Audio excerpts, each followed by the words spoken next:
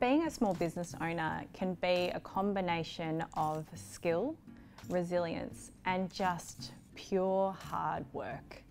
As someone who's been in business in some capacity for over 6 years, I can tell you that it has really tested me over time.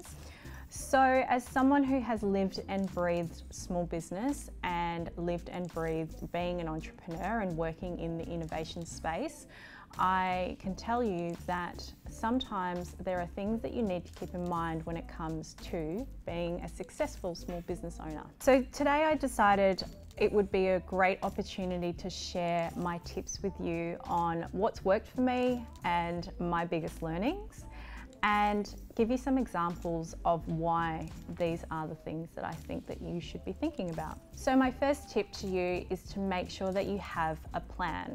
So what's the exit strategy? Do you know what you want your business to achieve over its lifespan, and what does it look like when you step out of the business? Is it to grow a large organisation that is potentially national or international with multiple staff members? Is it to be bought out by a larger player that wants to take you in under their umbrella? Is it for you to work in the business for the majority of your life and to retire knowing that you've contributed to that business and grown it almost like a child? There's lots of different ways that your business can develop, but knowing what your plan is helps you work out what you're doing next. The key is knowing what the next milestone is, so you actually know what you're doing tomorrow. Making clear decisions on what you are doing with your time towards your business and those plans means that you'll reach each milestone, and therefore in 12 months you'll be where you need to be, or worst case scenario, you'll be able to pivot, which is the other part of this skill set when it comes to planning. Plans are great and they help you work out where you need to be and where you're planning to go, but the reality is small business is hard. And so having the resilience to be able to pivot and to be able to take the advice of the people around you and say, okay, we need to go in this direction because things have changed, and to do that as gracefully as possible will mean that your business won't get to a point where it has to stop and you can reach those success points. Something that's really dear to my heart is understanding what your values are. In most cases, if you're the business owner or the founder, your personal values will then become the foundations of your business values.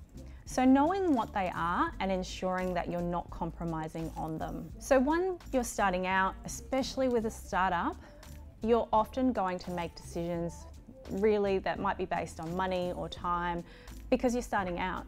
So that first client that comes through the door may not be quite aligned to what you want, especially your values, but you may be thinking to yourself, oh, I really need to take them on because I need some people on the books and I need some money in the bank.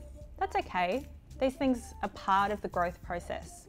But as your business continues to develop, making sure that the decisions that you're making are aligned to your values and your brand values are really important.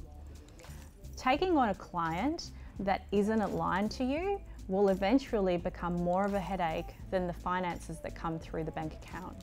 So we've talked a little bit about personal values and brand values, and those values will help you when it comes to making decisions.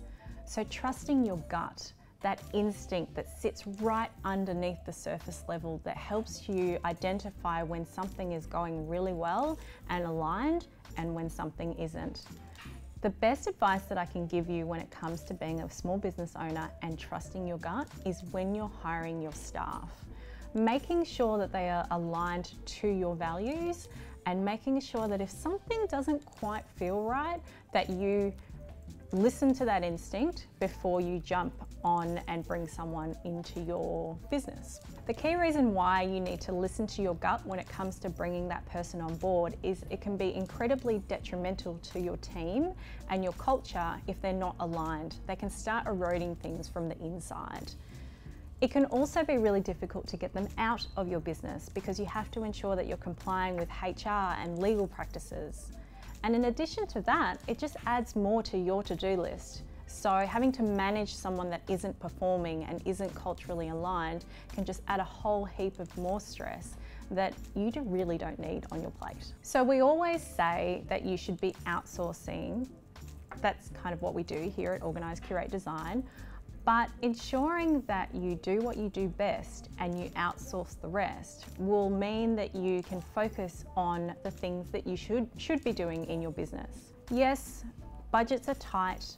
If you're a startup, you're running really, really lean. So knowing how much your time is worth and knowing what you can transfer to someone else by outsourcing a task will mean that you can focus on the areas that you are best at, and you can have things done efficiently and in a really professional manner. When it comes to outsourcing tasks, the other way that you can look at that is investing in your business. You may have to pay someone to do a task or work on a project for you, but as opposed to seeing it as an expense, you can see it as an investment in you and your business and the further growth of what you're trying to achieve. It can be really scary being a business owner, especially if you're on your own. So setting really big, audacious goals sometimes seems a little bit ridiculous. But I'm telling you that thinking big and really putting yourself out there is the best way to ensure that you actually hit some of those targets. So if you say to yourself that you have a sales target or you would like to sell X amount of units of your product, but you know that you're not really pushing yourself, double it. What's the worst that could happen? You might not hit the target, but you might get even further than the original goal that you set for yourself. It's an opportunity for you to really push yourself outside of your comfort zone. And the reality is, if you don't have faith in what you're doing and you don't show the rest of the world that you really believe in what you're trying to achieve, no one else is going to buy into it. So making sure that you are playing big and being really bold with your goals, because the reality is, if you're not putting yourself out there, the people that you're trying to sell your business and your services and your products to, they're not going to buy into it.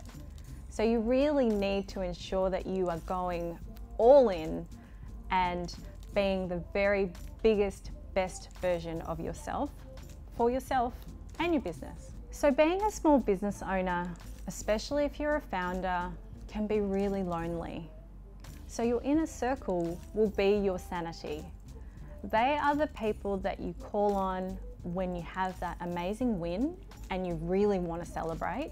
But they're also the people you call on when things just aren't going to plan and you do need to pivot, but you want to double check with someone that you trust.